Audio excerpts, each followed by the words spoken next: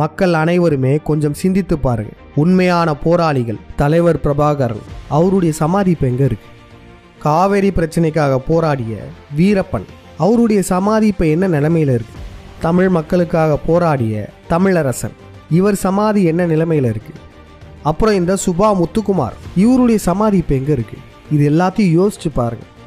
இந்த பிண்டாரிகள், இந்த யூத பிராமணர்கள் உண்மையான தமிழின தலைவர்களை மறைக்கிறாங்க.